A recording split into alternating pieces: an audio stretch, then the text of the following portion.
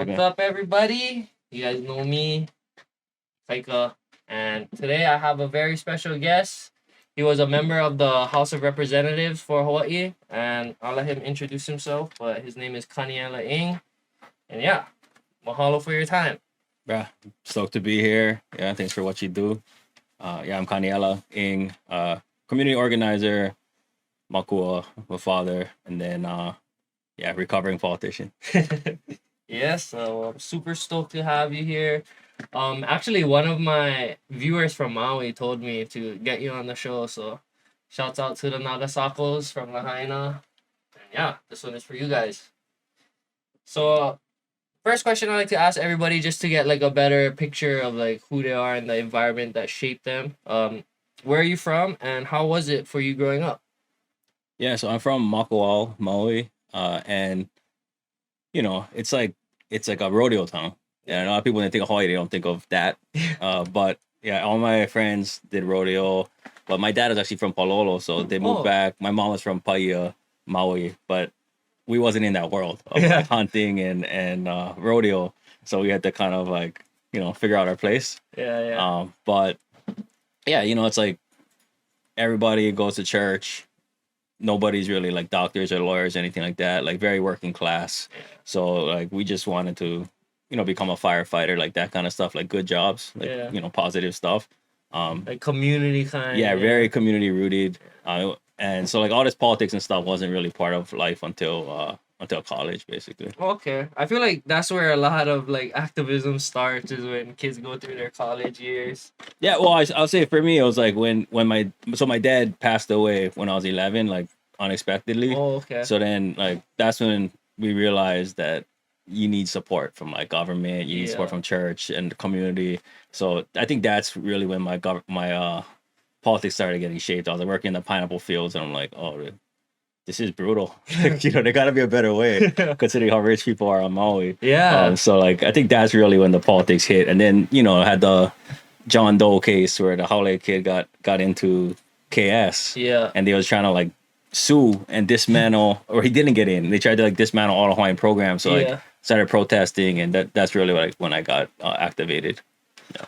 Wow, that's super nuts. So, I don't like you don't need to talk about this if you don't want to, but like how like by losing your dad at such a young age, like I feel like that's hard, no? Like how do you feel like that influenced who you are today? I mean, I don't know. People have it worse, so I'm not trying to like, sad story, but I think in terms of like the kind of background I came up in, people just kind of become their dads. Yeah. And then having that absence is like you trying to look for a role model. So I start reading about things, and it's like, you look at like George Helm or like Martin Luther King and all these people, and then you kind of like they become your role models. Yeah. So I think it was positive in that sense, but in the other sense, it's just like, you just gotta find your own way. Yeah. And like deal with the blows. Yeah. So can you give us a little background info on like your ethnicities? Yeah. So my mom is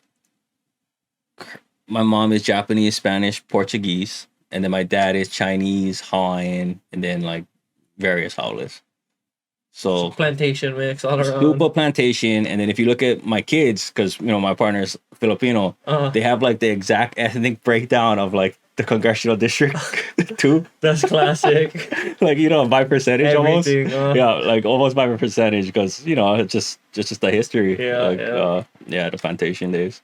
So you said you was out in the pineapple fields for a little, like you used to work on the plantations growing up too? Yeah.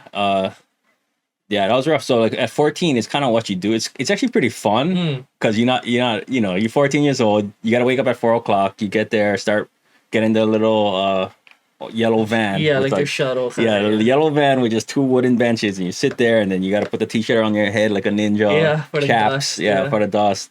And then you get like one water break, one lunch, or two water breaks and one lunch. 8 hours, and you just duck walking basically, like try to keep up with the boom. So that was, but it's fun because you with another like all the other 14-year-olds, you're throwing the crowds at each other, like trying to make tricks, flip them, and try not to get the Luna to yell at you. But then you realize like, oh, people do this their whole life. Like bruh, like there's aunties that, you know, they're like 60, 70 years old still doing them. Yeah. A lot of the migrant workers, and you just think Yeah. like, bruh, there's something not right here. Yeah. It's like exploitative in a sense, almost. Yeah, I mean, like, let's say your gloves rip, which they do, or it's pineapple, so your gloves keep ripping, and then that comes out of your paycheck. Like, everything, you know, like Every they little get you. expense, but it's like, I'm making you guys the money. Like, what? Yeah, it's like old school plantation. Yeah, but that's cool though. At least you guys had like your little clique doing it all together, you know. So it's not too shitty when you have like coworkers you like, you know what I mean? Yeah, exactly. That's funny. My first job was McDonald's, bro. Like right here in Temple Valley. That one you can start at 14 too, yeah. Yeah, 15. I started. Yeah. I got my worker's permit. Bro, I remember my first hourly wage was $7.35, and like That's nuts. I tripped. Like that's how I know inflation is real. Cause back then I would get like my $300 check, and I could still like do stuff and like pay for food and like go out. And now I get like freaking grand checks, and it like bruh, money can't really buy nothing anymore. It's kind of crazy. Yeah, well, inflation, I think, is an excuse because the word inflation sounds like it's natural. Yeah. But it's like, if you look at how much everything costs, food costs 4 times more, housing is 4 times more, tuition is 4 times more, but the Yeah. wages are like barely even ticked up. Yeah. So it's like, it's just the rich, Yeah. like corporate executives that are just taking the money because their Yeah. salaries went up Yeah. more than 4 times, Yeah. sometimes 50 times more than it used to be 20 years ago. So Even our city and county salaries. No. I mean, like, yeah, but like the corporate ones are insane. You're talking about Yeah. like 70 times more than the average worker. So it's Right, like, yeah, and it's like those kind of corporations, it wouldn't be too bad if they like actually invested in the communities they exploited, but it's like all take mentality, you know what I mean? yeah, or they give like $1,000 for like But little league, just to but, PR, yeah, exactly. just for me, that's like their tax write off for the year or something. You know yeah, what I mean? yeah. So, what are some of the most important values taught to you in your upbringing? I mean, I know what the right answer is. When you run for office, you say it's hard work, you know, discipline, unity. Yeah. But I think it's more like fairness. Like there's just a lot of the way the whole system is set up. You can't even blame people anymore. It's just like people are gonna do bad shit whether they want to or not, just because they have to. Yeah. So like, how do you create something that's more fair? And then the second thing I think is like potential. Like you just see like kids out there that are super smart, super dedicated, hardworking, and because of their environment, like you'll never realize that. Yeah. And it's just like, so it's like tied together, like potential and fairness. Like there's some knockout out there that like could have solved cancer, you know what I mean? But just they have ended the up cure. homeless, yeah, but because they never was able to get the same opportunities. No, as other yeah, kids. I know what you're saying. And then like love. For me, it's like my family and like the people in your community and stuff. It's like you want to discount that. You know, it's not just all ku'e all the time. People look at me and they think it's just that, but it's like nah. It's like the pili, you know, forming bonds with each other, and like that's where the power comes from. Yeah, for real. I like that answer a lot. So, how did you get the name Kaniela, and what was the mana'o behind it? Colonization. Tutu's like, we need a Hawaiian name, but it needs to be a biblical name, Yeah, right? yeah. So I was like, it's like our first names, like my brother's Matthew, Mark. The third boy was gonna be Luke, but then we had a girl, so Sarah, and then Micah. And then all our middle names are like Hawaiian middle names, but also biblical. So Okay. Kaniela, Daniel. Yeah. You know, I think there's something there. Like Daniel, you know, he was a scrappy guy in the Bible. Yeah. He's a hammer. Yeah, stepped into leadership when he had to. Yeah. Stepped on the front lines when he had to. But yeah, it's like most of our kupuna are like, you know, when Hawaiians had like peak political power, it was because of it was like all Christian converts. Yeah. You know, 98% of the legislature was Hawaiians, but there's all like Christian converts, so it wasn't necessarily like the Hawaiian frame of mind. I mean, it was because it was still Hawaiians, Yeah. but like it was like the balance. So my tutu was like of that ilk, and she named me Kaniela. Okay. Yeah, I know exactly what you mean about how like our kupuna were in that mindset, but not at the same time, just because of like the times they were in. Yeah. But yeah, if for those of you that don't know, Daniel, Kaniela, do the math. My first name is Mark. So like every time you see online, someone's like, ooh, Mark, and like they like purposely try to call me by my colonial name. You know what I mean? I'm like, ooh, I know where you coming from. Like, I don't even know you. I didn't even met you. Like some guys I grew up with could call me Mark, and I go like, oh, because that's what you used to call me when I was a kid. Yeah. But like when Randall's online, I'm like, who the fuck are you calling me Mark? That's classic, Yeah. bro. That's so funny. So, how has growing up on Maui shaped you as a person? And do you think growing up on a different island would have affected it? Yeah, I mean, I think Maui is like right in between like an Oahu and like a Kauai. It's it's not like secluded, Yeah. and the sense of like protection is there, but it's not like we wasn't paddling out to stop the super ferry. We was mad at the super ferry. We wasn't paddling out. Maybe a couple people. And I don't think there's anything wrong with that. Like that's needed. But like Maui, just growing up, there's so much howlers. Like I think in my lifetime, it went from like maybe 20% of our restaurant would be haole, and then now it's like 80, maybe 90 on any given night. And that just like, if you look at the style on Maui, there is this, but there's also like the flowy hippie thing, and it's all intertwined. We wear more colors, like you can see the influence, and it's not all bad. You know, like so. I think sometimes getting to be able to exist in that world and figure out how to like build power and unity. Like the home rule party with Kuhio Dam, that was like Hawaiians and Howlers kind of come together against the Asian business class at that time, and you kind of seen that a lot now. Like the Haole environmentalists kind of link up with like how the Hawaiian ku'e people on certain issues. So there was a lot of that. But on the flip side, it's like, and if you notice, the Hawaiians from Maui really come out hard with the practitioner stuff. Like all the best musicians, like Kelly Raisho, Koripata, like Napua, the best halaus over the last 20 years have come from Maui. Yeah. Because it's like, it's kind of like that backlash. Like, you see all these people coming in. It's like, well, if I'm going to be Hawaiian, I better like be super Hawaiian. Yeah, I can't just, like there's only a few of us. So there was that too. So I think that's kind of shaped the vibe. Yeah, shouts out to all my Maui, Ohana, and friends. I love you guys, bro. And the music too, bro. If you look at the music now, like the more rootsy, kind of like minor chords, slow beats per minute, like that's all Innovision. That all came from Maui, like that like nighttime reggae vibe. Yeah, it's like really, back of the truck, Heineken style. Yeah, like kickback kind cruise, like Kanikapila reggae. I like that kind. Yeah. Innovision, they're hammers. So how has Maui changed the most since you were a kid to now? Yeah, I think what I was saying, like the demographics, but also like the way we develop. I think the political system makes it really easy, an economic system makes it really easy for certain kind of developers to come in, win big projects, and align with like the construction unions.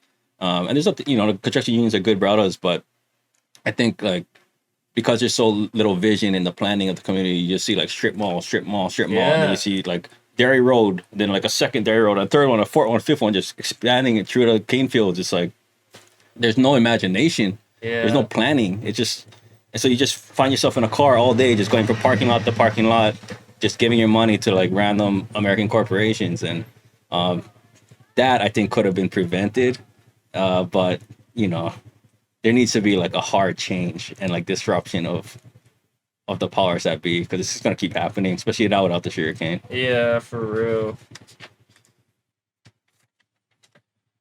So, in what ways do you believe that Hawaiian culture or values can guide or inform like our modern governance policy making system?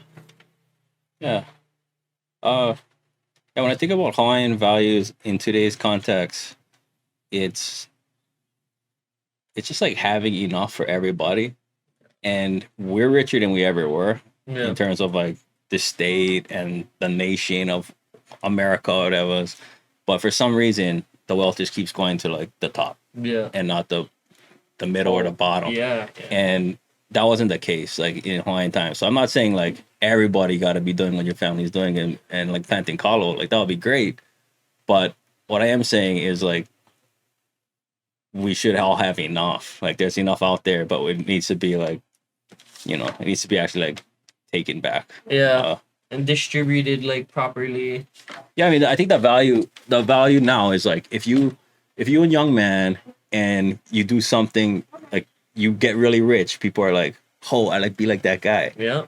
The Hawaiian value system, if you're to hoard all the fish, Yeah, nobody wants to be P. nobody wants to be your friend. Yeah. Like your social status is lower. Yeah. Your social status is higher if you share. Yeah. So like that's why the value system at its core, the American value system is upside down. Yeah. So when we're talking about like, the Hawaiian value system, that's what it is to me, is like just reversing the incentives. Like why do we look up to people like Jeff Bezos or Zuckerberg when they're doing the exact opposite? Like they're doing the stuff that would have got them shunned to Kaua if they were, you know, around in our ancestors' like times. That stingy mentality, like always keeping and hoarding every resource. Yeah, that wouldn't fly in Ika Waka Hiko. That's so classic. Yeah, and you know, like when it's like to keep like guys like us in check. Like, you know, when like back in the day, you're doing good hunt, you bring them, you share them to the village, and the kupuna. Even now, kind of grandmas would be like, "Nah, doesn't taste so good." And it's like on purpose to keep you in check. You know what I mean? It's like, and then you share the value. Like, oh, who made the spear for the hunt? Like who made the fish hook? And like they get the credit too. And like I think that's that part of the value system that's communal. Everybody gets the credit is missing too. Yeah, for sure. Yeah, I like what you said. Just super. Yeah, it's just so different now. Like how I guess the American values have really. Like I think this all the time, but like from a colonial mindset, bro, America, the way they did it to Hawaii was so successful. It's kind of crazy. Like, if I was a colonizer, I'd be like, that's the textbook way to do it, is how the USA did it to Hawaii. Is like, you ban the language from a generation, and then boom, everybody after that is so easy to brainwash and manipulate, you know what I mean? But it's like, bro, once we lost our language, it's basically like we lost what being Hawaiian is. Because, like, our whole worldview shifted once that changed, you know what I mean? Like, even like how our kupuna is just shamed to speak Hawaiian, because there's the PTSD that comes with it, you know what I mean? And it's like, bruh, America, you guys were so good at it. Frick you guys, bruh. And it was like the little tweaks. Because like so my partner's grandma is like from the Philippines, and she had to actually live through Japanese occupation where they would like raid the villages and stuff. Yeah. That backfired because they lose the trust. So when America comes in, saves them from the Spanish, saves them from the Japanese, they just love the Americans. They love them so much that even when they get their independence, there's still an American base there. And I mean, I'm not saying they're not fighting against them. They are, but like, you know, it's a different vibe. Like they are like grateful. Almost. More welcoming towards them. Yeah, they did it in like the soft ways. They didn't do it just through like violence. But the violence, like in the policies, for example, like I was talking about the legislature, like they made it so like our system was a lot more welcoming than the American system. You didn't have to be a landowner to vote. You could be a woman in office. Like all that kind of stuff. And then Americans came in and said, nah, you got to be rich to vote. You got to own land. You got to... And because of that, what happened was like only the Christians had the voting power. So like all the people that got in, like it was Hawaiians in the legislature that banned hula. Yeah. You know what I mean? So like they're able to manipulate us and get us in so we can like shoot our own selves in the foot with the guns they gave us. Basically what they do today with using token Hawaiians, like to go against other Hawaiians that are like actually... like I guess portraying activism for a community, they'll hire a Hawaiian just to like combat that group or something, you know what I mean? Yeah, or they'll see like 5 Hawaiian community leaders come together and they'll try to pick off like 1 or 2 and you know, pretend they speak for everybody. Yeah, it's kind of crazy.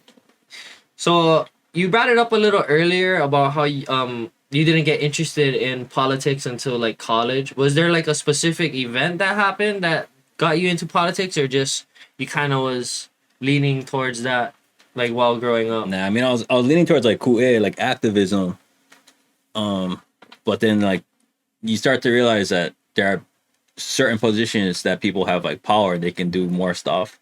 And then for me it was like student government, where the whole Obama thing happened. I think a lot of people my age was like, oh, this guy was kind of cool. Yeah. You know, he disappointed us in a lot of ways. But it was like a really cool campaign. Yeah. So like you're like, oh, like this is like someone that like feels like he's like of my culture. Yeah, like, you can relate to him. I can relate to him. Yeah. So then there was like UH student body elections, and then I like asked my brother. My brother was running for Kaleo at the time, the paper. Oh, okay, me.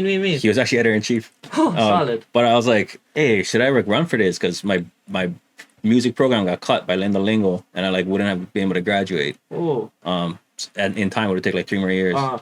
So then he's like, "Bro, run for president." So then I was like, "Thanks for the encouragement." So I did. Yeah. And then the student government was 95% Hawai'i, even though it was only 30% out of state. Yeah. Oh. It was like all out of state people in the student government, and they all spent the money on Oktoberfest, like the most Hawai'i thing. You know what I mean? It's like we don't even celebrate that kind of Yeah, thing bro. down here. Exactly. So I was like, okay, put the Hawaii back in UH was a slogan. Had some t-shirts donated, would like take $5, $10 donations, do like barbecue.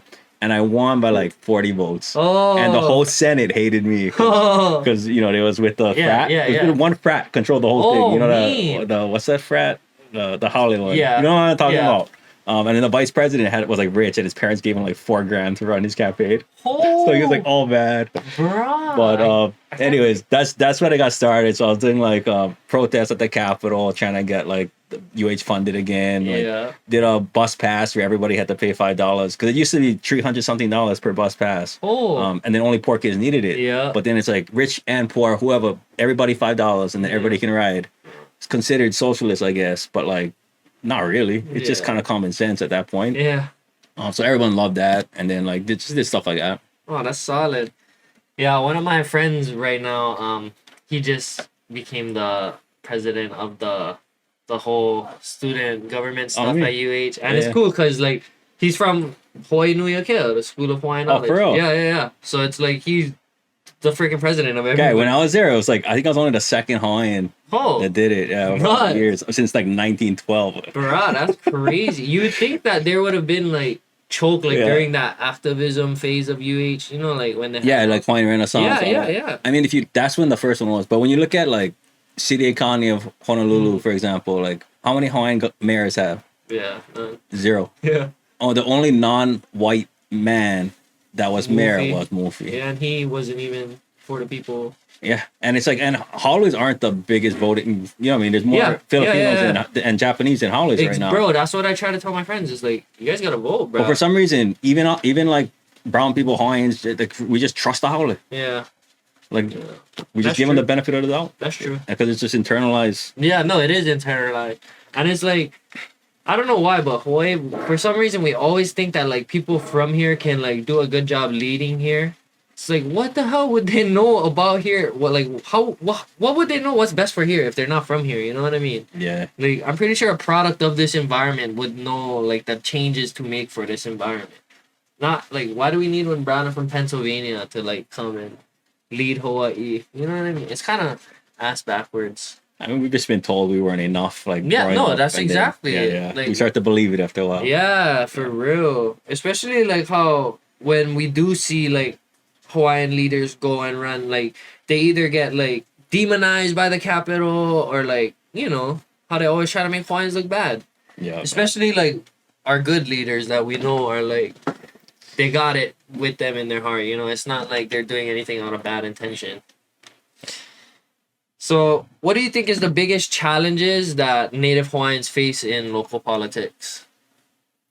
I mean, so after college, Tea Party wave hits, a bunch of, like, you know, kind of extreme people get elected, and, like, the dude George Fontaine was on Maui. He wanted to cut everything I needed to grow up, like all the programs.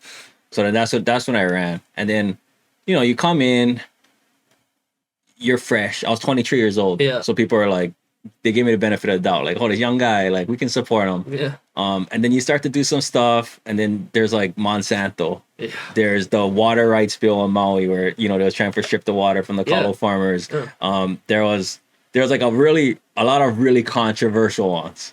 And I was, like, one of the only votes, like the military, for example, like downsizing, like getting rid of some of the bases here.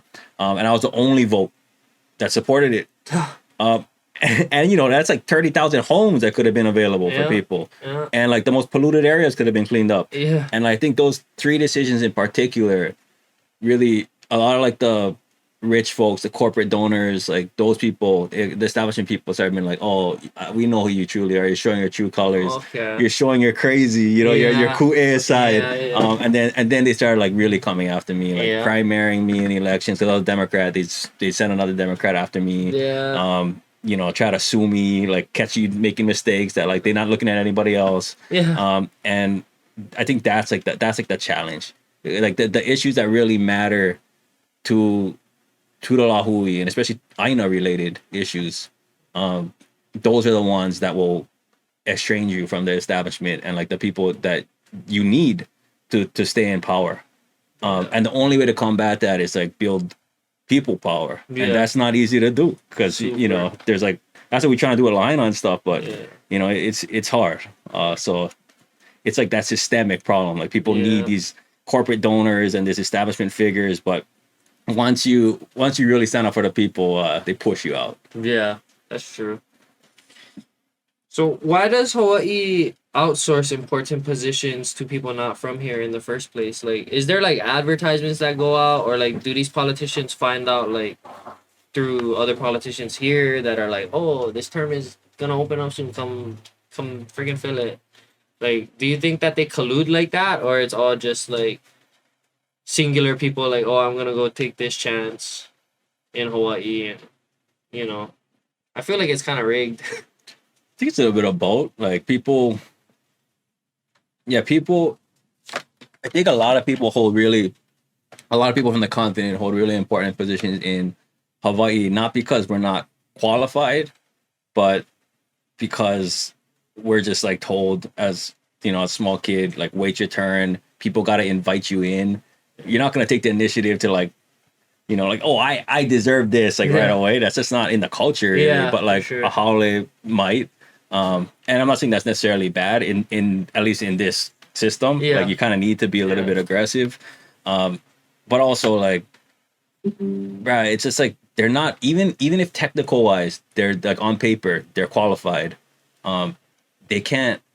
There's like such a disconnect between the culture and like how people actually think and what's happening in like the capital, for example. Like the reality of here is so like they're disconnected from. You know what I mean? Yeah, bro. So Hawaii is heavily reliant on tourism, or like they try to like force that narrative on us. Like we need tourists. Like that's why Lahaina is opening up. Like, what ways could we boost our economy without tourism? That you think? I mean, it's a loaded question, yeah. Because like, first of all, what's an economy? An economy is like how resources are managed. The word in Greek literally means like management of a home. Yeah. Like how do you take care of your home? And the raw resources, how is it being distributed? There was a point where we had a similar population and everybody, there was no homeless, there's no mass incarcerated Hawaiians, none of that. Everybody was fed. And that's a thriving economy. But if you look at the GDP of that economy, how we measure economies now, probably doesn't look good. Yeah. But like GDP measures like the stock market, and basically if the rich are getting richer and no one else is, that's still a high GDP. Yeah. So, in that sense, it's going to be difficult to transition away to something better. But in a common sense resource management framework, all the land we use for sugarcane, or used to be sugarcane, is that feeding us, or is that going into the coffee of some rando in New York? Yeah. You know what I mean? Like, and it gets shipped to like 4 different countries. Like, is that efficient? And so it's like, can we grow food for our people? Is our water being for our people? And I think in that sense, it's pretty obvious how to shift away. It's just like, for subsistence, and for if we need to manufacture things, we manufacture it here, or we ship it from somewhere nearby, and we do agreements that just don't rely on like private equity, like Blackrock, or like multinational corporations like Bayer Monsanto to get richer. Because right now, the way everything is set up in our economy isn't just to benefit tourists, but also like, who owns the hotels? It's BlackRock now, and Blackstone and all these private equity companies. So, just kind of flipping the idea of what an economy really is. Yeah, I never really thought of it that way, but when he was like, "That's a loaded question," I was like, "Oh yeah, that's so true, bro." Like that could have been any answer. So funny. It's a trap. Yeah. I feel like, I don't know, growing up, you always hear like, oh, we need tourism for our economy, but I don't know, when COVID first hit and tourists never come for that first stretch. I don't know. I feel like stuff was still kind of moving. Yeah. And it's like, instead of charging the US like $1 a year for 65-year leases, like, why don't we make them pay like billions annually, like how they do in other countries? Because we deserve that too. It's not like, Brad, they take all the best spots from us, restrict access, and then pollute it. It's like, kind of, I don't know. Like, even how they have Mokapu, it's like that peninsula is literally named Mokapu, and the military gets it. Like, it's kind of crazy, yeah? It's nuts. And Yeah. it's not just aid to other countries. It's like, because the other thing during COVID, they go, hey, we can't just keep printing money to keep you guys afloat. But it's like, boo. Yes, you can. Yeah. In fact, the U.S. government prints money for like oil companies for the last 60 years, Yeah. billions of dollars every year, Yeah. just to keep them afloat. So Yeah. why can't they use it for like Lahaina, for example, to just keep, and rather it's divide, right? Like some Yeah. people don't want to open. They go, oh, but the workers do. I'm like, what you mean? The workers want a paycheck. They don't want to work. Yeah. Like just throw them a bone in the same way that you supporting these hotel conglomerates and Monsanto. It's all subsidies. Yeah, for Like they real. wouldn't exist without the subsidies. And like, Yeah. why can't you do that for the people? Yeah, it's crazy how all of those when big businesses and stuff, when they fuck up, they always get bailed out. But like, just like 95 million for Hiko, bro. bruh. Yeah, it's kind of disgusting when you hear the numbers. It's like, oh, you know how much 95 could like do for Hawaii? For the families of Lahaina, you're talking like 50 grand each. Yeah, for real.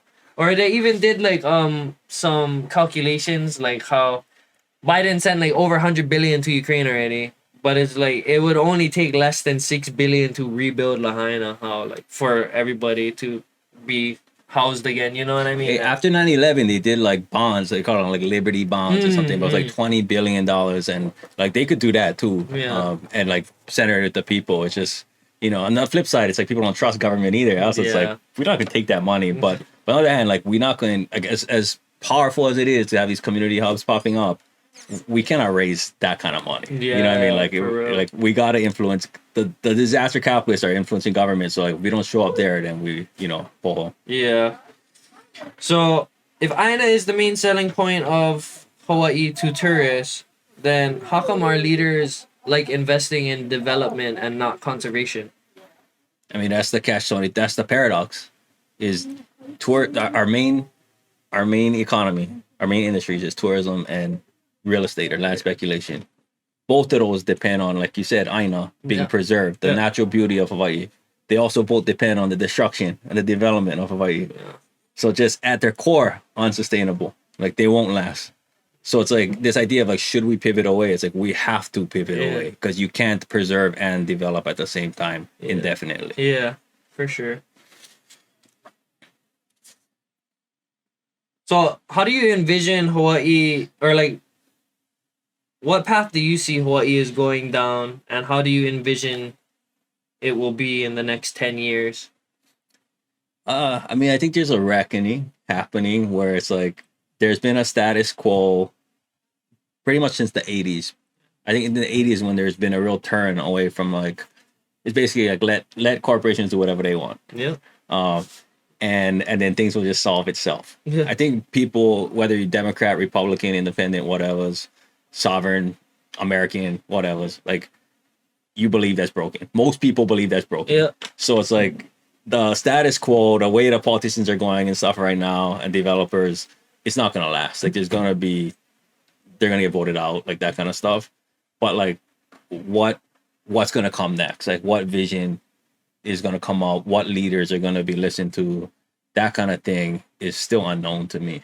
Yeah. And the only way to really shape that is like organizing in your community.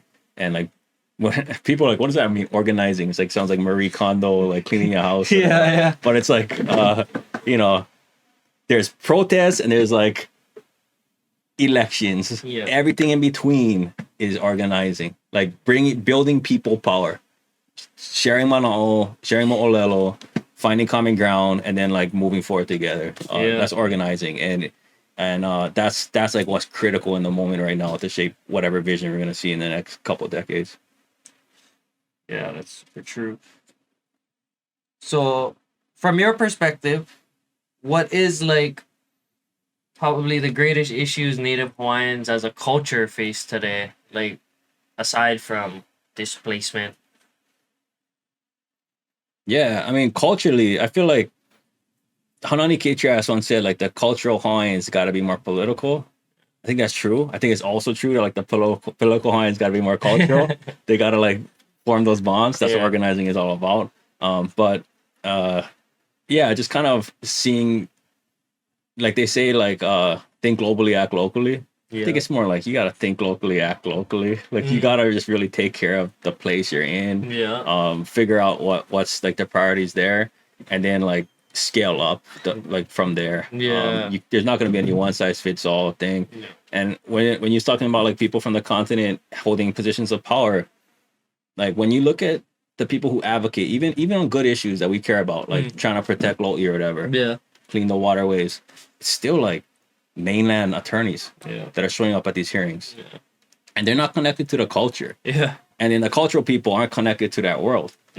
And like, how do you shift that is the question? Because like, even when I was in office, bro, I couldn't take some of the people that are on my side seriously because the way they approach it, I'm just like, bro, have you ever been to a party and, like, in someone's garage? Like, this isn't even how we talk. It's like, how are you supposed to build people power around what you're saying? You know what I mean? So it's like, just trying to create from the education level to the community level to the advocacy level, just like those bridges where like, you know, the culture and the practitioners and the advocates are like, are coming together, like drawing those people, you know? Yeah.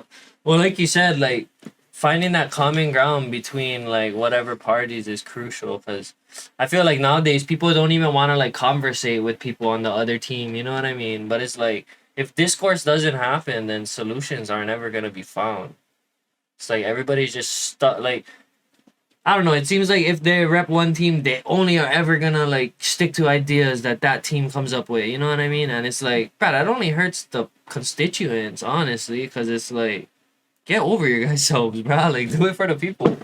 I know, I trip. It's like, it's kind of like, yeah, it's like your team. Like, people look at Republican Party, Democrat Party, like it's like Cowboys and Niners. Yeah, you know, it's for like real. It doesn't matter who's on the team. It doesn't matter if they're winning or losing, what they even pushing.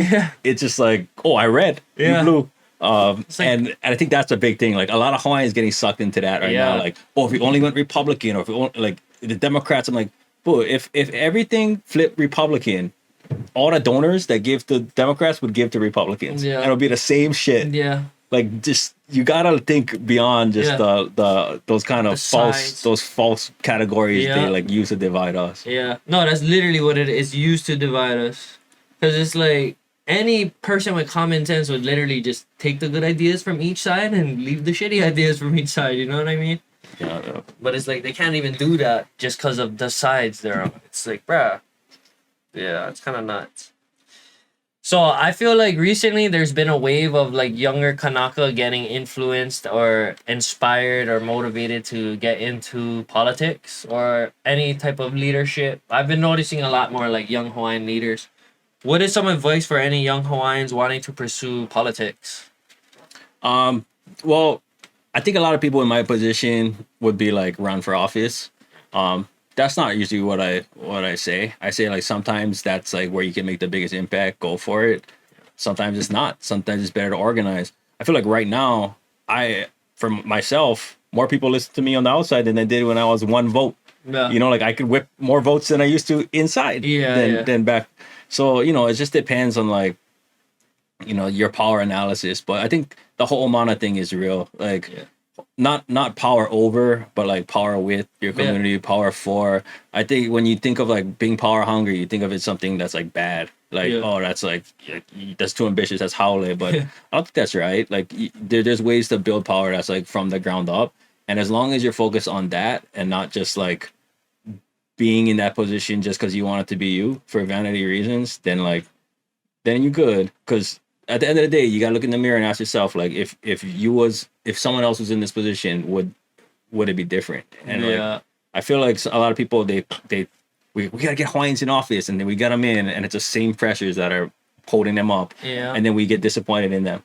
But like, how do we shift the ground and like, you know, change the pressures around them? Is what's going to be critical. So, you know, I'm more focused in that than just getting people into office and watching them burn us because they have to. Yeah. You know what I mean? for Like, it's like sure. you stand with us and you lose your next election. Like, why we even put you in there in the first Yeah, place? Like, we yeah. gotta like shift the ground underneath. Yeah, that's super true.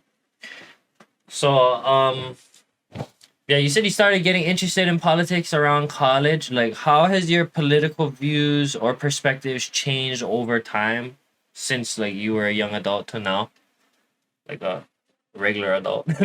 I mean, I was like, I was very Republican, George Bush, and then I realized like, oh, you actually need support for government sometimes, and hard work doesn't solve everything. So then I kind of like went on the Democrat side, and then I saw a lot of mistakes that Democrats are making. I saw that even though they like would be for the worker and like stand with unions, for example, there are times where like they stood with corporations and not community. Yeah. So then I kind of like now it's just like am I with the community or not? Yeah. And like how do I stand with the community and how do I build more power in the community is like my orientation. And like I think generally if you look at pillars of how to get elected in Hawaii, you have like the businesses, Yeah. then you have the unions, Yeah. then you have the community, Yeah.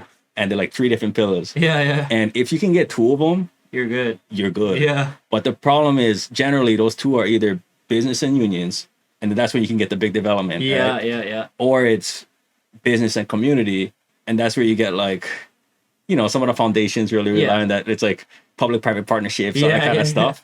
And then you burn the workers, or you get all three, and then you can't really shift anything. Like, Yeah. like you're going to be the most comfortable, but Yeah. you got to maintain the status quo Yeah. across all the sectors. All the boards. So like, how do you make it where it's like, I think the strongest one would be unions and community. Yeah. If you can bring together workers and community issues together, like we're starting to see with like Lahaina, or Yeah. we'll see in like, in certain times. Yeah, yeah. That's like the most beautiful thing. Or if you can just build like raw community power where like, business and labor can join you if they want to. Yeah. But like we don't have the people power enough for that yet. Yeah, yeah. And when you do just become just community, you lose your next election. Yeah. So I think the best alignment is like workers and community. If you can stand with workers, like the construction brothers, the hotel people, like the aunties that Yeah. clean, and then like the community issues, you'll win every time. Yeah. But that's just not the common path Yeah, to yeah. victory. It's almost always involves business. Yeah. And then that's when people get like, Kind of they sell out quickly. Yeah. because when you talk about business, I'm not talking about like the mom and pop. I'm talking about like multinational No, yeah, hotel yeah, chains, yeah. private. Yeah. like choke zeros behind. Yeah.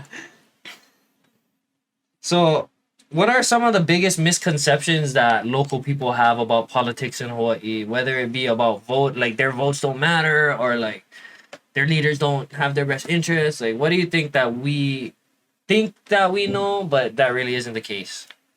I think people get good instincts. I think they're generally right about stuff. Yeah. I think what we read in the media and stuff, we tend not to question enough. Yeah. It's just like, oh, they saying these Hawaiians are corrupt. Okay. But then like, why are they only saying the Hawaiians are corrupt? Yeah. And if you look at the history of media in Hawaii, because this is media that it's corporate media, Yeah, right? of Like their course. ads, Yeah, they all come yeah. from. It's just not what you're doing. Yeah, you're talking about exactly. like Yeah. all the commercials. No and independent media whatsoever. the people that run the big commercials are the same corporations that Yeah. donate to campaigns. Exactly. So like for example, Star Advertiser or like Honolulu Advertiser, like all the papers from back in the day, like Hawaiian newspapers came up for a reason. It's Yeah. because we needed to have an unbiased voice Yeah. to communicate with each God, other. there was choke at one point, like over Yeah, bro. 100 per island. Exactly. Hawaii Hochi, the Japanese paper. Yeah, yeah. You ever wonder why like the Japanese population is so like strong in politics? Yeah. It's because they had We're their own informed. media. Yeah, They had their yeah. own media for many years and it became big. Yeah. And that was like that was a critical piece. So I think like what you're doing and just like general like independent media is like a really important piece of the puzzle. Yeah. But like you can't just read everything that at like at face value because Yeah. there's a history of like direct racism against Hawaiians. Yep. And if you look at like who owns these papers and like the legacy and like who their parents were even, Yeah. it's like it hasn't stopped. Yeah.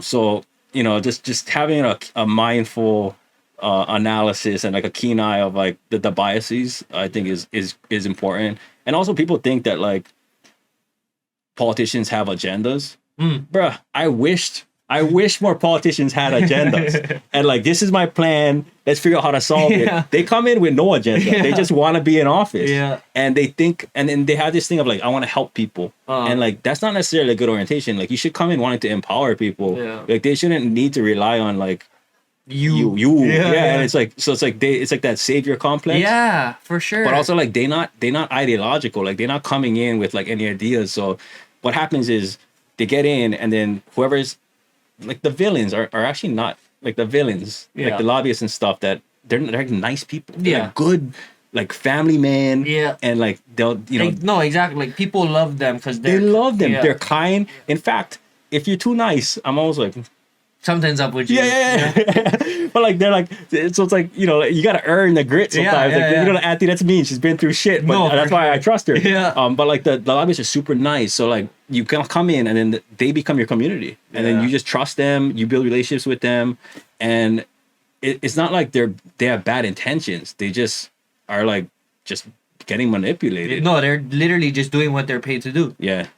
That's literally what it is. Because you're paid to balance. Like elected officials are supposed to balance all the forces that are talking to them. Yeah. Right. The community, the businesses, the labor. Yeah. And like, unless you're coming in with like big community power, like, you should expect them to side with money. Yeah. Yeah. Exactly. Yeah, my friend, his parents from Lahaina, they wanted me to ask you some stuff about Peter Morgan, if you know about that guy.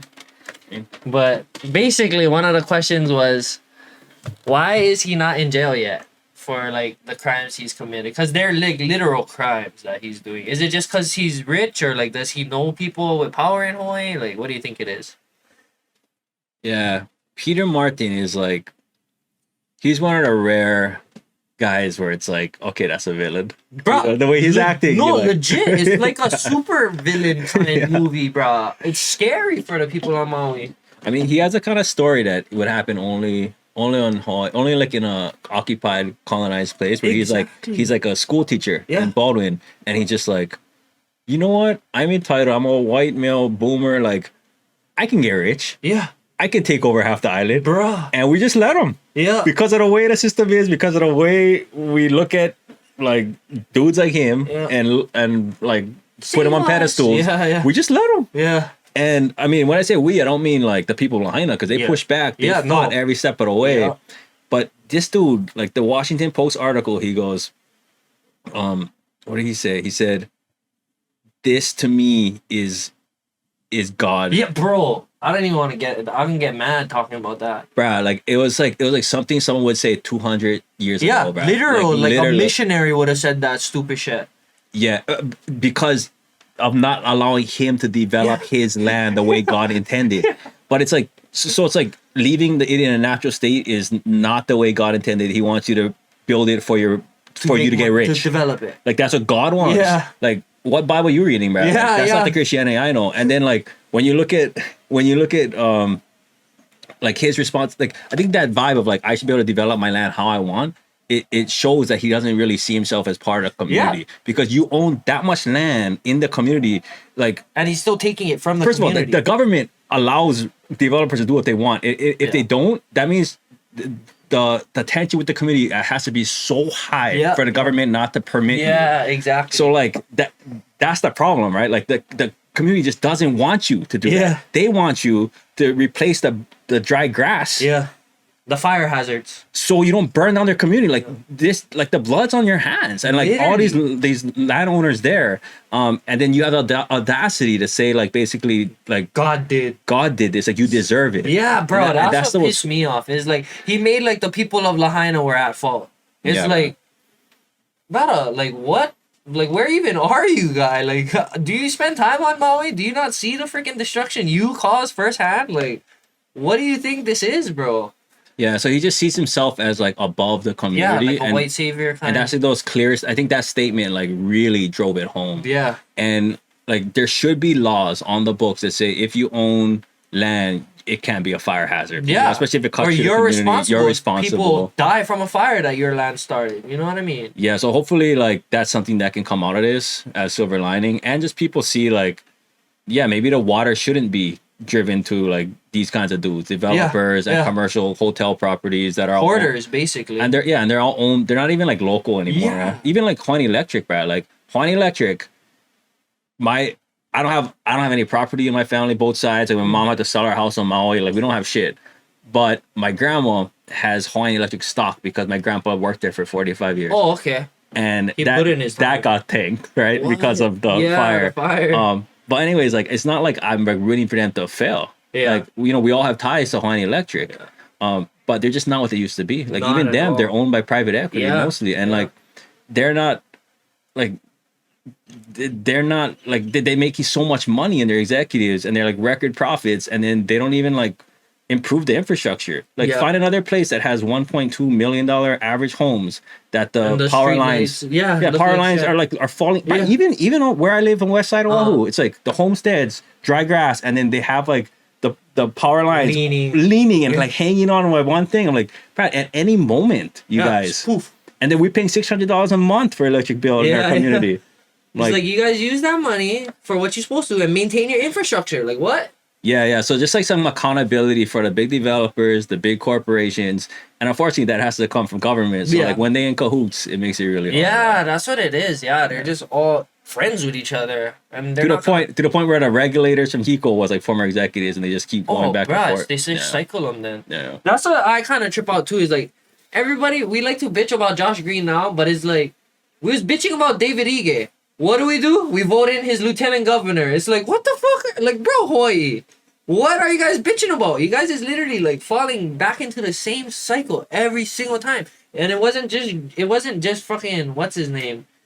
Caldwell too was like that. Like we was bitching about his predecessor, and then boom, we vote him in. It's like, bro, what are you guys doing? Like, get educated, and like actually learn about these people that, bro, like you don't understand how much power they have, bro. Like with just a swipe of a pen, it's kind of crazy, and it's like we're the ones that give them that power. Learn about the shit that we give them. Like they can't, like we let them walk all over basically, and it's like. Yeah, it's just crazy. Hopefully, I inspire like a Hui or something. At least some people to roll with me to freaking Hui the system. You know what I mean? I mean, I guess the presumption there. The one thing I would challenge you on that is like, do they have that much power? Is it like because you replace a CEO? Yeah.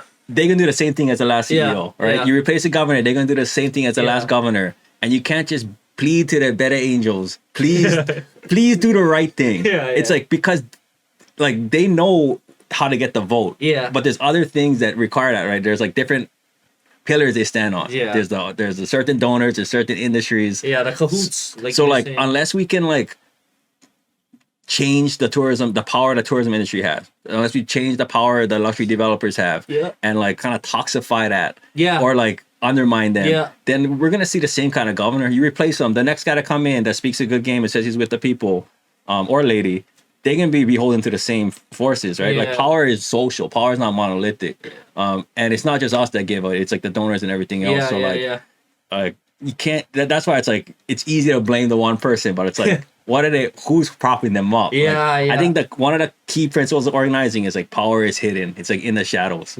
That's a like, bro. That's like a freaking what did they call that? Olelo no eon right there. Translate that to Hawaiian. Power is hidden. There must be one. There must be one somewhere in there. Oh, I mean, there's like the people that the elites, the people. Yeah. So my extended ohana, the Nagasakos, they said in response to the Lahaina wildfire tragedies, you had a great draw to the concept of Lahaina being restored to lush and green ways of old Hawai'i. Do you think that it's honestly possible, or do you think that like too many people have interest in Lahaina for it to like they make it around the community's interest, you know? I mean, I think we hit the narrative hard enough in the beginning where we shaped what the narrative was, the news and stuff, and that was positive. And then you saw the politicians trying to echo that, like Biden. Everyone said the right things. Yeah. But now that it's like actually it's time for the rubber to hit the road, you think like maybe it was just all all talk. And like now, how does it is it even possible? There's the question. I mean, I don't know. We trying we did the fundraising, grassroots fundraising, $30 a piece, and use that money to hire organizers, and they jamming right now. Like Paele, Courtney, Jordan on the Lahaina Strong team, they going crazy. Yes, sir. every day, delivering the petitions, doing direct assistance, like getting people doing needs assessments, directing them to the right services, building that trust, and then using that trust to like turn people out to council meetings. You have like 1,000 people coming out to the council meetings, using the art stuff like yesterday, and like that kind of people power is really the only way that we're gonna have like the community development. Yeah. You know, if it's just like, please listen to us, like what power do you have to make them do that? Like when they're already having closed door meetings with the developers. So it's like we gotta figure out how to hold them accountable. And I'm really inspired by the work that this team is doing. Right, they're like they hammer us. Like you must see it. They're in the news like every day. No, right, it's crazy though how they came with their petitions. That's literally the whole town of Lahaina sign, telling Josh Green like, please do not reopen. And then he basically just tells them, "Fuck you! I'm still reopening." Like, I mean, you gotta look at it this way. Though. I think what Josh, because Josh is slick, but what he admitted in his comments later on was like, they said, "What's gonna happen on October 8th?" He says, "Not much." So what he's admitting is it's more of a symbolic date in order to draw more tourists here. So it was more like a PR play. Okay. That he's not winning because on the other side of the PR, you have all these organizers now saying begging and then so people are seeing that, right? People that, and this is in the not just local news but New York Times, and they're seeing so like part of it is that like they're trying to influence the demand of tourists right now, and it's like a push and pull. And I think what is real about tomorrow when we're interviewing right now is like the like certain hotels like the Ritz. So I think the Ritz is like just let us open, and they're trying to push people to another hotel so they can open. So like the phased approach is like it's really favors for certain hotels. So I think that's where like some accountability needs to happen. But I think the next step of all this is gonna be like finding like the Nagasakos, like just great community people to like kind of get a hui of people in like even if it's just their block together to try to figure out like what does the Lahaina we need look like. And then bringing that all together and actually creating like a community master plan, like a professional one. That can actually be given to the mayor and developers and as a place, as a starting point. Rather not than just one Facebook post or one suggestion, but like a participatory process from all the different blocks, all the different communities, bringing together something professional where the developers need to respond to us rather than the other way around. Otherwise, they're going to create a plan. They're going to set up a process where it looks like they're getting community input. But they already know what they're going to do. Write your concern on a key card. You know what I mean? So it's like, we got to beat them to that punch there. But like right now, I feel like, because, you know, my work nationally, I organize, and it's like Hurricane Katrina, Harvey, Maria, like you learn all these lessons along the way. And like people talking about disaster capitalism, like realtors calling them, like that's not where they really hit. They hit you a year down the line with the regulatory, legislative, elections. Like that's when they really pound. So like trying to position the community where when those moments come up, when there's the bills that are being discussed, the new subdivisions, like we can show up en masse and support each other, like full force. And we already trust each other. So like that's what I see, like the Lahaina Strong team like really setting an example, not just for Lahaina, but for all of Hawaii, because there's gonna be more of the shit popping up. And then even like the rest of the world, like there's like I haven't seen this kind of response happen so quickly and so powerfully before. So, you know, whatever happens on October 8th, there's like, I mean, even the fact that the governor is like focused more on expanding unemployment insurance for people that don't want to work, doing the $100 million directly for families, like that's stuff that I think if it wasn't for this crew, they wouldn't be doing anyways. Yeah, exactly. Yeah, the Lahaina Strong crew, bro. Commend you guys a lot. You guys are timeless. And it's so killer, just like how they all, like when they show up somewhere, they all show up in full force. It's not just like 3 reps they send. It's like, okay, the whole plane is everybody from Lahaina coming to Oahu. Let's go. So how can we secure the water from developers and hotels in order to be used for these green projects? I mean, gotta have multiple tactics, gotta have a coherent strategy. So like the lawsuits are good, but you know, you can't just rely on the legal system. I think Kalakaua taught us that after 1887. He goes, you know, my friends in the court, they figured this out. America gonna give it back. No, not at all. No. You gotta have power, and you know, it's like the state has a hammer, you know, and like the nail that sticks out, like the ones that stands up alone will get shut down. So like, how do you all rise up together is the question. Where so you know, it is about building people power again. It's redundant. It's also about like delegitimatizing some of the institutions that these politicians rely on, like the hotel industry and, you know, others. And let's hold him accountable. Like just asking certain questions. Like Hiko, like, do you really need that 95 million? And like, what are you gonna do with it? Like, how are you to ensure? Like, it's just like corporate bailout. It's like a moral hazard, No, it's right? literally a corporate bailout. Yeah. Because it's like, bro, you guys already have a monopoly on the whole electric grid in Hawaii. Like, you guys can't tell me you don't have enough. Yeah, so it's like just challenging the whole system, and it sounds like kind of like, okay, Brad, like, okay, Kaniela, but I mean, it's been done. Yeah, and sometimes even if you start on something small and like people, domino effect, that shit is real. Yeah. It's kind of sad. It's like discouraging though, because like we was talking about earlier, like frick, the most flack and resistance we get is from other Hawaiians and locals. It's like, how do we even deal with that? Yeah, I mean, I think somebody online recently said, like, you know, Hawaiians call out each other and that's good. Look at our ali'i, they used to call each other like Will Cox, Joseph Navahi, they used to like fight all the time. Yeah. And then drink awful. Yeah. But that's when we had 98% of the elected seats. Yeah. Now that we relegated to like 10%, we can't afford that anymore. Yeah. Like if we're not unified, we're nothing. Yeah. So like I think that's where and unity, not for the sake of unity, but like actually struggling through the shit. We have different points of view. We're not a monolith. No, the like, different perspectives is what's so important, bro. Yeah, but where do we agree and like where can we move forward together? Like we don't always have to change each other's minds about everything all the time. Yeah. But like figuring out, just having that dialogue where we can actually figure out where we agree on and just jamming that, like we become greater than the sum of our parts. And like that's just like, I think that energy that needs to be there. And I'll challenge this too. Like when people always talk about like when they talk about Hawaiian activism, talk about Honanike Trask, George Helm, and like they talk about the speech, right? You think about Haunani, I am not American. We are not American. Strong speech, but like most of the work wasn't that. Yeah. Like it's not just in front of the crowd, it's behind the scenes. She did like most of her work behind, like not even in light time. Yeah, PKO, like George Helm did. They was in community meetings all over, even when like 12 people would show up. Yeah. They'd educate them. Yeah. They'd work through the shit. They'd ask him, like, what do you community need? Oh, we need trash pickup. Okay, let's figure that out. And then we can move forward together on whatever else and just build that trust. And I think that sort of style of organizing is like, we got to get back to that. And that's what I was saying with Lahaina, but like, we need that everywhere. Yeah, for sure. That's kind of what I was talking about when this tragedy first happened is like, one thing that's good that always comes out of these kind of horrible situations is like the way that Hawaii bounces back together and unites to just help whoever was affected. That happens like all the time, and it's like it's shitty that it takes a tragedy to like motivate that sense of unity and like we're all the same, like all together, you know.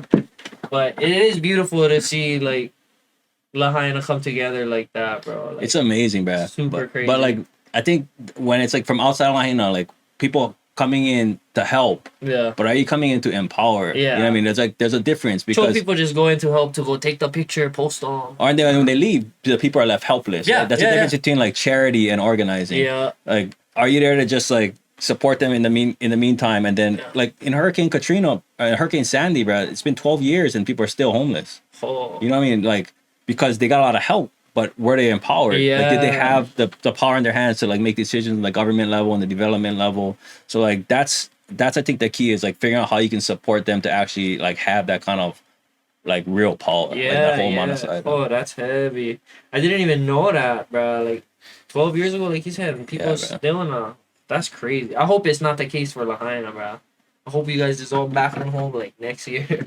Yeah. So,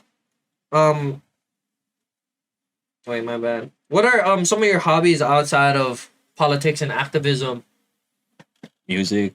Just been doing music. Yeah, it was like the thing when I first ran for like student president. Guys were like, "Wait, what? You? Like Mark Kaniela? Like, I thought you used to sit to music. You had like long hair, like back then." Yeah, so I just do that still, and don't get to plug in as much and like jam with people anymore because I get 2 kids. Yeah. But yeah, other than that, I like hang out with the kids. Oh, that's solid. Yeah. So you saying your kids is how old? 2 or 4? 4 and 7. Oh, 4 and 7. Oh, solid. Are you teaching them any Olelo?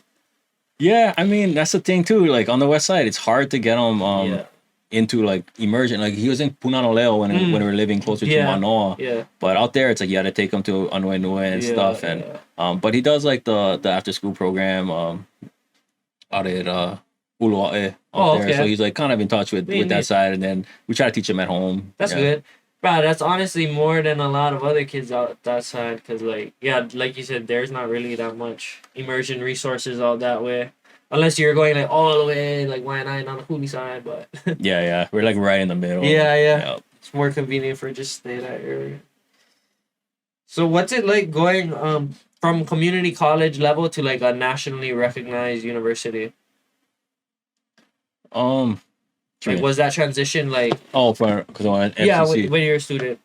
Yeah, I mean, I think UH was because I actually went to like American University. I went to like a few places on the continent, Okay. just like to exchange, and then came back Solid. to finish. I think UH is like good in a lot of ways. It's also like every other institution in Hawaii. It's like captured by a lot of like, you know, it's like colonial relics. Yeah, exactly. And you just gotta look for like the solid people in each institution and try to figure out how to work with them. Yeah. But yeah, I don't know. It wasn't too bad. I know like for some people it can be overwhelming to be like thrown into different institutions and you know, I my advice to them all just like do you, like you're gonna be better at being you than anybody else, and like that's such a currency these days is like the authenticity. Yeah, for sure. It's the only thing that cuts through. Yeah, everybody nowadays I feel like just tries to put up like a front, or even with like social media about it. Everybody tries to make like their life is so like perfect all the time. Or they're like they'll study like an influencer they like and try to act like that. Yeah, just do you. Like the only reason why they broke through is because they were doing something new. Yeah, exactly. That's so funny, bro. I noticed that a lot too.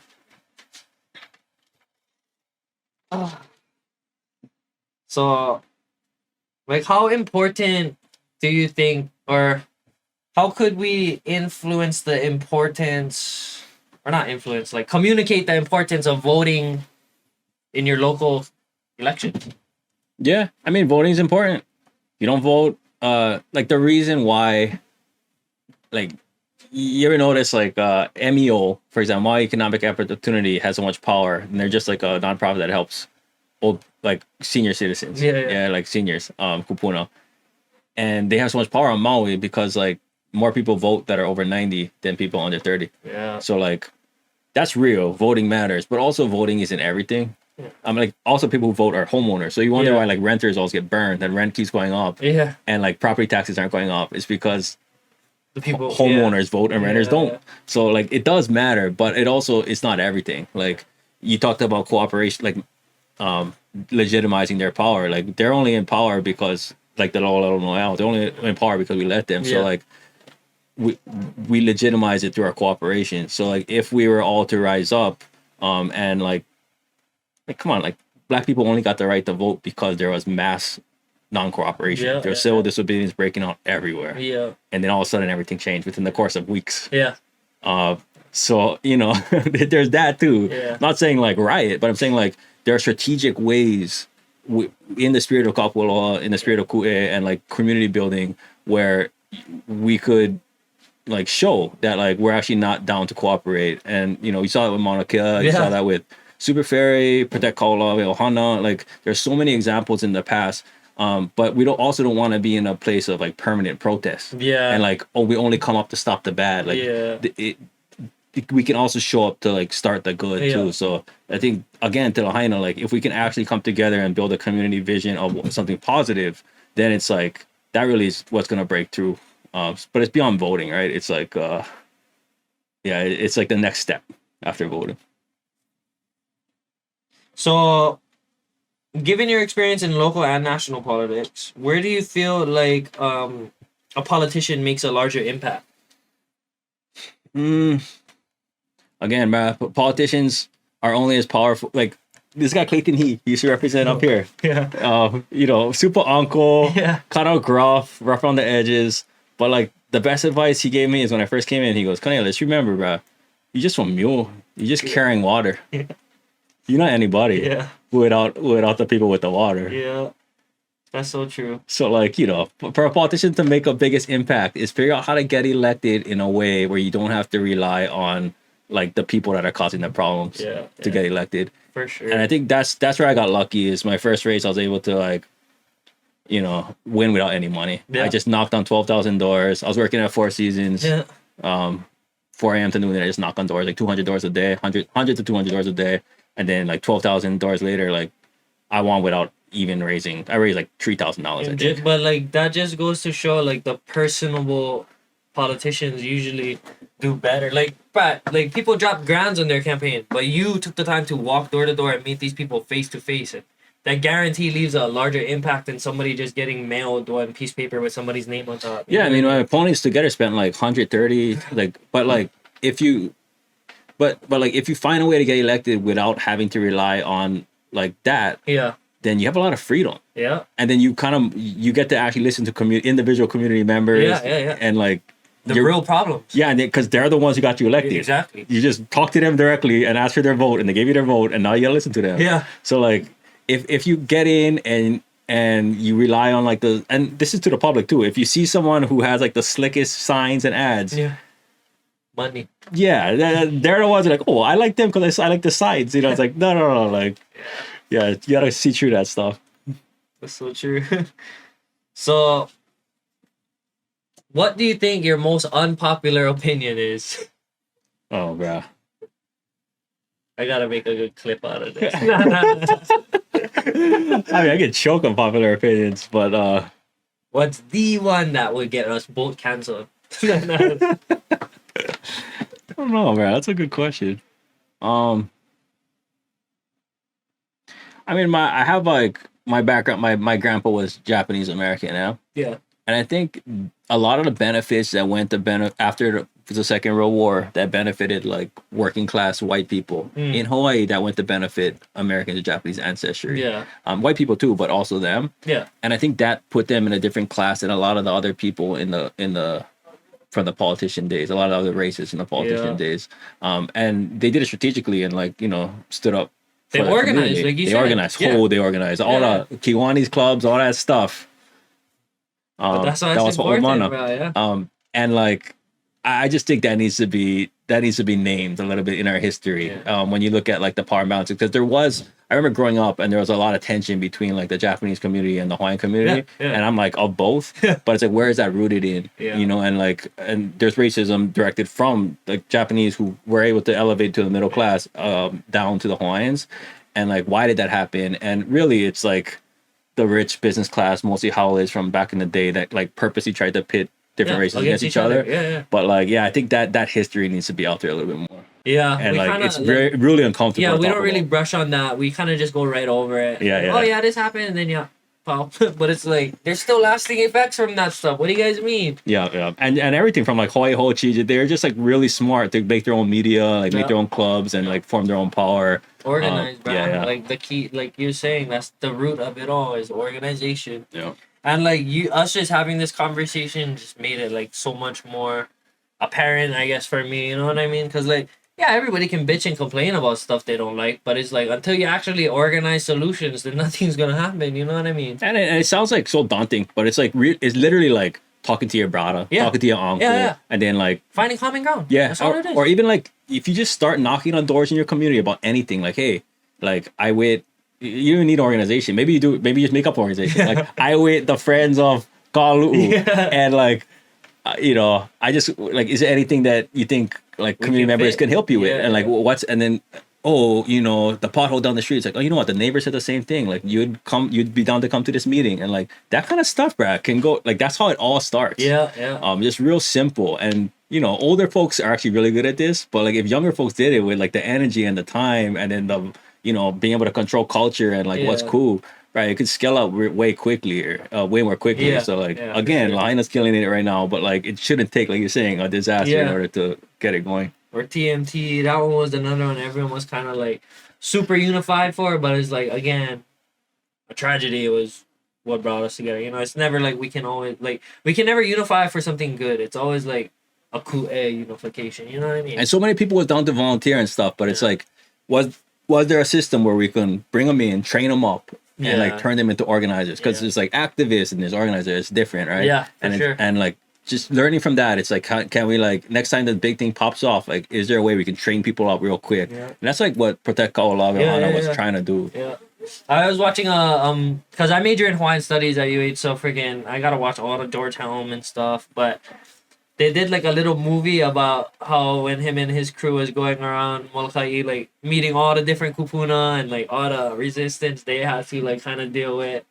But it was cool to see because they portrayed it like super, I guess, well. But there was a part in the movie where it was like these kupuna were like kind of bashing the younger generation because like they were saying a couple of things wrong in Olelo, and then the younger generation snapped back and was like, "Bah, it's like you guys was the one that taught us. It's like if you guys never teach us the right way, how is that our fault? Like what? That's on you guys. It's not our fault. You guys are ashamed for speak Hawaiian and never learn them good. Like, so it was kind of cool to see like that how they I guess brought to life that instance because like in today we'd never go through anything like that. You know what I mean? Like It's mean. kids in our I never seen generation, that, like they're all stuck to their phones, but like they don't ever use it for anything good, bro.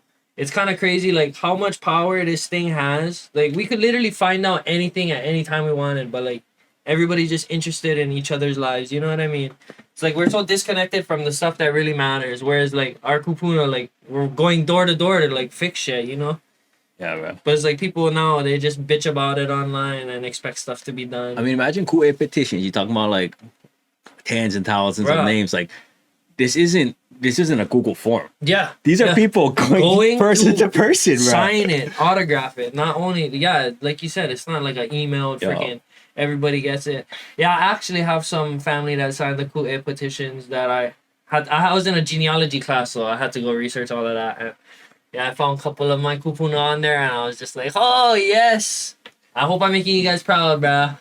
That's nuts. Yeah. I mean, the thing about the kupuna thing too is like, it's like the difference between asking for their blessing and asking for their permission. Yeah. And I think if you look at, like you said, the kupuna now, like the Walter Reddy Dam, they was in our shoes before, and they had to kind of push it farther and figure out how to navigate the kupuna too. And in my experience, like when you go to kupuna and you ask them, you're gonna tell them, "Hey, we're planning this thing."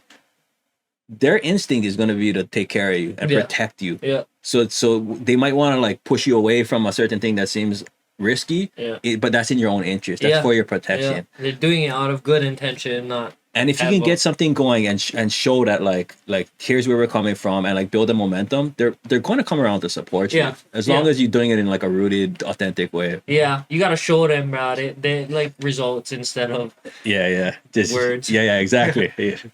So, do you think Hawaii will ever regain sovereignty? And if so, what would that look like? Yeah, I mean, you know, I'm in the camp that sovereignty already exists. Yeah. Like, you know, a lot of the stuff is illegitimate. The powers that be. All of it. That said, the decisions that get made at this Capitol, in Congress, can kill us. Yeah. It could help us. It can ruin us. It can keep things exactly the same. Yeah. So, like, power matters. Yeah. Whether or not the Pala says it's real or not, it's still impacting us. So it's still real in a sense. So, like, so to me, it's less about, and I just did this article, there's just this article on NBC where, like, they interviewed me, Keanu Sai, a few other people. And they're like, you know, different schools of thoughts. Yeah. And I'm like, look, these guys figured it out legally at the federal level, at the international level. Yeah. But like, the truth of the matter is, if we don't have the power to like make US do anything about it, or make UN do anything about it, then like it's good, it's there, and like we have the right answers. But like, what does it matter? So to me, it's like, just doing the stuff like what you're doing right here at your family, Carlo, like start at that level. Like what would sovereignty look like, and just start doing it. That, and then like figuring out the systemic issues that's keeping it out, and then making the reforms needed to like, or not even reforms, like the transformations needed, the dismantlement and rebuilding needed in order to the system's already in place. In order to like reconstruct the system around it, because that's the other thing, bro. A lot of people retreat to like Aina, and it's just like it's almost like escapism. It's like self-care, and it's like this is good, bro. I gotta do more of this, but also like it's like our kupuna was doing this to live, not just because they had a bad day and they want to forget away from people. I mean, if half the island is owned by the military, like we can't just have a revolution by taking care of the land. I don't own any land. My family owns 0 land. So like, you know, what I tend the front yard I rent to like, you know, like the condo. So the parking lot, like And that's the thing, like, and then like, oh, if you just like plant stuff wherever you are, it's like, bro, like Monsanto poisoned all the dirt on Maui, like, Bruh, that's crazy too. Is like, who's holding those guys accountable, bruh? It's like, yeah, they literally have a track record of super heva, and then we're still like, okay, just pay this fine, and you guys can continue to be heva. All good, money talks. But it's like, bruh, people get cancer from them. Like literally, like people in Hawaii have cancer from Monsanto. Like, prove it, settled in court already. Like, I just think that stuff is wild. Like, they kind of use Hawaii almost as like a little like study testing site before they actually take their stuff like nationally. You know what I mean? yeah. Like, whether it be GMOs or freaking their soybeans now. They have like a strict Monsanto line of soybean. So basically, every soybean farm gives a cut of their profits to Monsanto because that's the Monsanto soybean. You know what I mean? It's brilliant, bro. Bro, it's fucked up. It's so smart though. The way It is, they spread it, it's like the most evil. Like, no, it's like for real. From that, the pesticides to the seeds, and then they build the tolerance of the seed in order so you can, like the starling corn, for example, so they can spray their own pesticides that they make directly on it, and then force farmers to use those seeds, and then therefore profit. Yeah, it's like nuts, bro. Like every level of the thing, and now they own the medicine companies. Like, so when you get sick from it, yeah, bruh, that's crazy.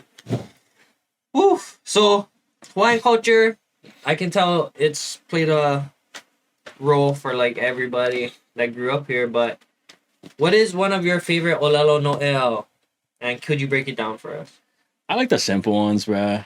Like, we talked about the, ali is ali'i, but like, kava mahope, mamamua. To me, like, that's like the core of everything. Is like, we feel like we stuck in this system and it's like too big to overcome. Yeah. But that was the case during like, the king and queen days in Europe. Yeah. That was the case during like certain forms of, dictatorships everywhere. Yeah. Like, this system of colonial capitalism, like corporations running everything, is just a blip in the course of history of humans. Yeah. It's like a tiny little dot in the spectrum. So like, we've had the answers in the past. Yeah. And we've lived that way as Hawaiians for a long time. So the idea that like our history is the future really resonates with me. Sure. Not the sense that like this romanticism and like we got to get rid of our computers and all that. Like, that's not the point. It's that like we used to measure our nation's wealth by like how healthy everybody is, and like and success by like how much time you have to spend with your kids and your loved ones. Like, Hawaiians only have to work 4 hours a day, literally. And we used to measure like economic success by like, does everybody have enough, and not just like how well the rich are doing in corporations and the stock market. So like, to me, like, that's the way forward, and it's like we don't have to figure it out. Like, it was already there. In terms we already of have the blueprint, literally. Well, one question I like to ask all of my guests before we wrap up the interview: what does aloha mean to you?